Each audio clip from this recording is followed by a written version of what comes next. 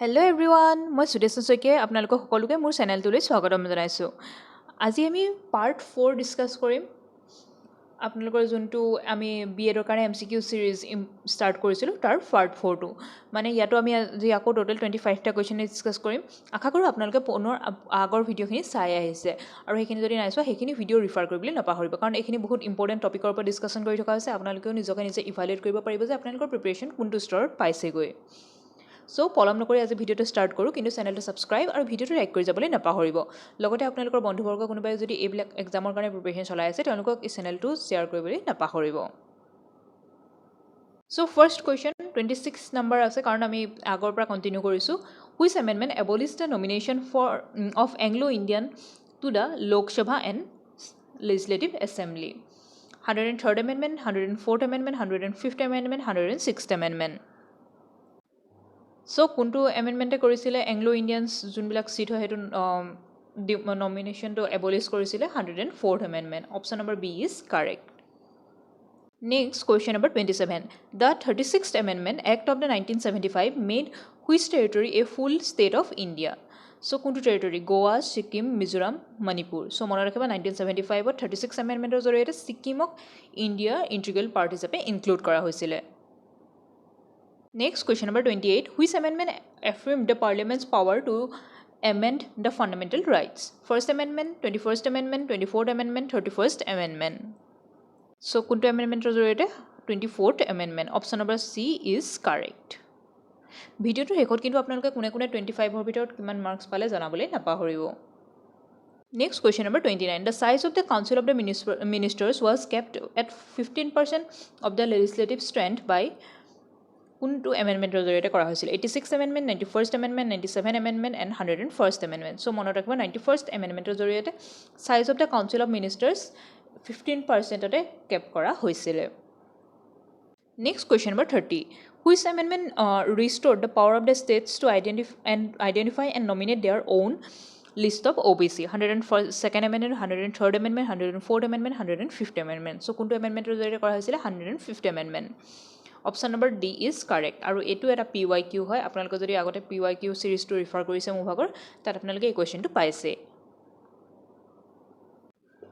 The first Constitution Amendment 1951 added which schedule of the Constitution? তো first constitution amendment কিহৰ কাৰণে কৰা হৈছিলে? 8th schedule, 9th schedule, 10th schedule, 11th schedule. চ' কোনটো schedule include কৰা হৈছিলে? 9th schedule. Option number B is correct. Next question. By which amendment was added the 15th language of the 8th schedule? So 15th language হিচাপে 15th language হিচাপে সিন্ধি লেংগুৱেজটো কেতিয়া include কৰা হৈছিলে? 10th Amendment, 21st Amendment, 71st Amendment, 92nd Amendment. So 21st Amendmenটৰ জৰিয়তে সিন্ধি লেংগুৱেজটো 15th official language of India হিচাপে include কৰা হৈছিলে। Next question number 33. The National Capital Territory of Delhi was created by the 61st Amendment, 69th Amendment, 74th Amendment, 91st Amendment. So, National Capital Territory of Delhi কোনটো এমেণ্ডমেণ্টৰ জৰিয়তে create কৰা হৈছিলে? 69th Amendment. Option number B is correct. আৰু আপোনালোকে পুনৰ এবাৰ কৈছোঁ, আপোনালোকে যোনটো প্ৰিভিয়াছ ভিডিঅ' হয় য'ত এই গোটেইখিনি কনষ্টিটিউশ্যন এমেণ্ডমেণ্ট ডেছক্ৰাইব কৰি থৈছে বহুত ভালদৰে, মনত ৰাখিবলৈ ট্ৰিক শিকাই থৈছে, সেই ভিডিঅ'টো ৰিফাৰ কৰিবলৈ নাপাহৰিব। Next question number 34. The 44th Constitution Amendment 1978 was significant for? 44th Amendment to kiyo significant hoy? Adding the fundamental duties, undoing the many emergency era provisions and introducing GST. Aru eta kobo pare apnaloke making Sikkim an integral part of India. An integral part of India. So ইয়াৰ correct আনচাৰটো আপোনালোকে ক'ব পাৰিবনে? ইয়াৰ correct আনচাৰটো কি হ'ব? Option number B. যিহেতুকে ছিকিমৰ কাৰণে আমি অলৰেডি এটা এমেণ্ডমেণ্ট পালোঁৱেই 1975ত, যিটো কৰা হৈছিলে 36th এমেণ্ডমেণ্টৰ জৰিয়তে। Next question number 35. Which amendment gave the constitutional status to cooperative societies? Constitutional status দিছিলে cooperative society কোনটো এমেণ্ডমেণ্টৰ জৰিয়তে? 91st, 97th, 101st, 102nd Amendment. So কোনটো এমেণ্ডমেণ্টৰ জৰিয়তে? 97th এমেণ্ডমেণ্টৰ জৰিয়তে। Next question number 36. The abolition of the privy purse was achieved through the 21st Amendment, 24th Amendment, 25th Amendment, 26th Amendment. তো কোনটো এমেণ্ডমেণ্টৰ জৰিয়তে কৰা হৈছিলে? 26th Amendment. Next question number 37. How many types of the amendments generally recognized by the Indian Constitution? 1, 2, 3, 4.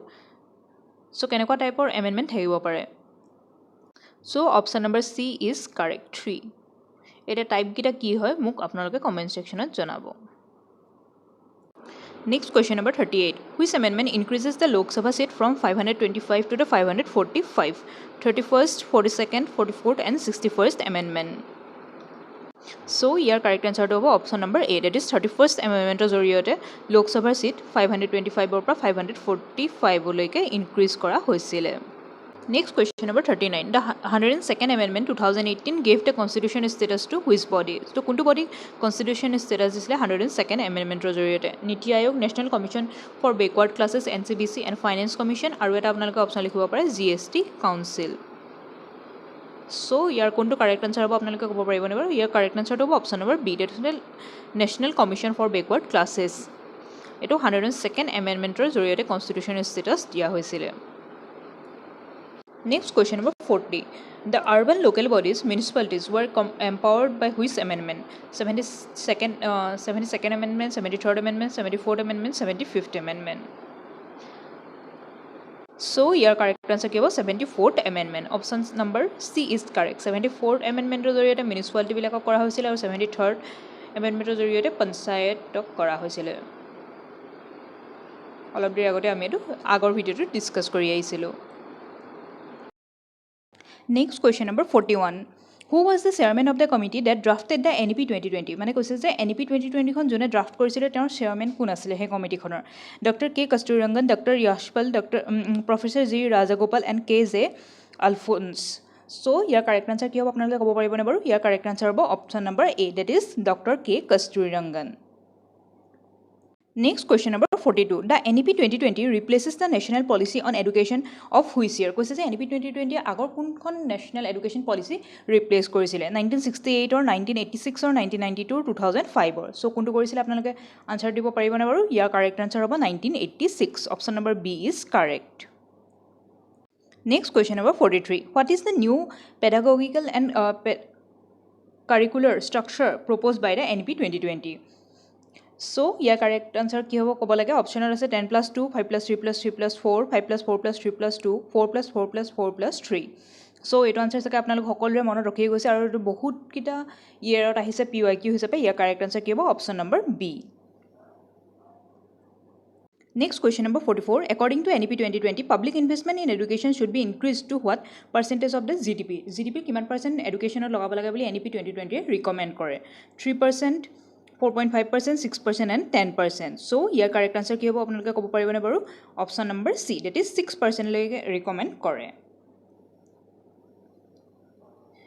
Next, আমি question number 45 চাম। 45 ৰ questionটো আছে, in which year does NEP 2020 aim to achieve 100% gross enrollment ratio in the school education? So, 100% gross enrollment ratio achieve কৰিবলৈ aim কৰিছে NEP 2020 কেতিয়ালৈকে? 2025, 2030, 2035, 2040. So, ইয়াৰ মনত ৰাখিব আনসাৰটো 2030 ভিতৰত। Next question number 46. The foundational stage in the new NEP 5+3+3+4 structure covers children of the which age group? আকৌ questionটো অকমান পকাই সুধিছে যে কোনটো age groupক cover কৰে? 3 to 8 years, 6 to 11 years, 11 to 14 years, 14 to 18 years. So, মনত ৰাখিব ইয়াত foundational stage আছে কিন্তু দেই। So, ইয়াৰ কোনটো হ'ব correct answer? Option number A, that is 3 to 8 years. Next question number 47. Till which grade NEP 2020 emphasizes teaching in the mother tongue or regional languages? So, কোনটো ক্লাছলৈকে NEP 2020 recommend কৰিছে যে mother tongue-টো বা regional language-টো পঢ়াব লাগে? Grade 3, grade 5, grade 8, grade 10. So, ইয়াৰ correct answer কি হ'ব? Option number B, that is grade 5.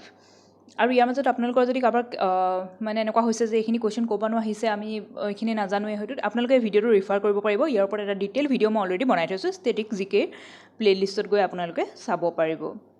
Static জিকে বুলি প্লে'লিষ্টত গৈ আপোনালোকে ইয়াৰ ভিডিঅ'টো ডিটেইলত চাব পাৰিব। আৰু আনালৈকে মোৰ PYQ যোনখন ইবুক আছে তাতো এই ভিডিঅ'টোৰ বিষয়ে সবিশেষ গোটেইখিনি এই টপিকটোৰ বিষয়ে সবিশেষ দি থোৱা আছে। Next question number 48. Vocational education and internships are to be introduced starting from the which class of the according to NEP 2020? Class 5, class 6, class 9, class 11. So vocational training introduce কেতিয়াবা কৰিবলৈ কৈছে ক্লাছ 6 পৰা next question number 49 what is the target gross enrolment ratio' for the higher education by NEP 2020 so higher এডুকেশ্যনৰ enrolment কিমান কৰিব বিচাৰিছে in the year till the year 2035 লৈকে according to NEP 2020 ৰ মতে সো কোনটো হ'ব 30% 50% 75% 100% ইয়াৰ কাৰেক্ট আনসাৰটো হ'ব option number B that is 50% so এই কুৱেশ্যনটো আপোনালোকে দুটা আনসাৰ পালে এটা চক এইটো 50% টাৰ্গেট কৰিছে আৰু কোনটো ইয়াৰলৈকে কৰিব বিচাৰিছে 2035 লৈকে নেক্সট আজি ভিডিঅ'টো শেষৰটো কুৱেশ্যন মানে কুৱেশ্যন নম্বৰ 50 ইয়াৰ আগতে আপোনালোকক জনাই থওঁ যে মই কৈছিলোঁ যে টোটেল 100টা MCQ ডিছকাছ কৰিম আৰু 4টা পাৰ্টত ডিছকাছ কৰিম বুলি কৈছিলোঁ এইটো ইয়াৰ 4th পাৰ্টটো মানে অলৰেডি ইয়াৰ 3টা পাৰ্ট মই আপলোড কৰি দিলোঁ আৰু আপোনালোকে আশা কৰিছোঁ সকলোৱে চাইছে যোনে যোনে নাইছোঁ সেইকেইটা ভিডিঅ' প্ৰিফাৰ কৰিবলৈ নাপাহৰিব কিন্তু এতিয়া মোৰ কথাটো হ'ল আপোনালোকে যদি এই সিৰিজটো কণ্টিনিউ হোৱাটো বিচাৰে যেহেতুকে 100টা MCQ অলৰেডি কমপ্লিট হৈ গৈছে কিন্তু যদি আপোনালোকে বিচাৰে মই তেতিয়া ভিডিঅ' লৈ আনিম কিন্তু আপোনালোকে তাৰ কাৰণে কিন্তু কমেণ্ট ছেকশ্যনত লিখিব লাগিব যে আমাক সিৰিজটো লাগে আৰু লগতে চেনেলটো সাবস্ক্ৰাইব আৰু ভিডিঅ'টো লাইক কৰি যাবলৈ নাপাহৰিব কাৰণ হেতুৱে মোকো প্ৰেৰণা দিয়ে যে মই এনেকুৱা ভিডিঅ'বিলাক আপোনালোকলৈ আগুৱাই লৈ যাওঁ আৰু লগতে আপোনালোকৰ বন্ধুবৰ্গ কোনোবাই যদি এক্সামৰ কাৰণে প্ৰিপাৰেচন চলাই আছে তেওঁলোককো এই ভিডিঅ'টো শ্বেয়াৰ কৰিবলৈ নাপাহৰিব সো আজি ভিডিঅ'টো 50 নম্বৰ কুৱেশ্যনটো ডিছকাছ কৰোঁ the digital storage system for academic credits earned from various HEI মানে কি higher educational institutions called National Academic Depository, Academic Bank of Credit, Credit Transfer Hub, DigiLocker Education. So, year correct আনসাৰটো কি হ'ব academic bank of credit ABC আপোনালোকৰ হয়তো সকলোৰে ABC account আছে account নম্বৰটো সুধে বহুতবিলাক ইনষ্টিটিউশ্যনৰ এডমিশ্যন সময়ত আজিকালি so academic bank of credit আৰু এবাৰ PYQত আহিছিলে যে ABC ফুল ফৰ্ম কি একাডেমিক বেংক অফ ক্ৰেডিট বা আৰু অপশ্যন দিছিলে তেনেকৈ সো আপোনালোকে মনত ৰাখিব ABC ফুল ফৰ্ম কি একাডেমিক বেংক অফ ক্ৰেডিট আজি ভিডিঅ'টোৰ কাৰণে ইমানেই আছিল আশা কৰোঁ আপোনালোকৰ কাৰণে ভিডিঅ'খিনি হেল্পফুল হৈছে পুনৰ নতুন ভিডিঅ'ত লগ পাম থেংক ইউ ফৰ ৱাচিং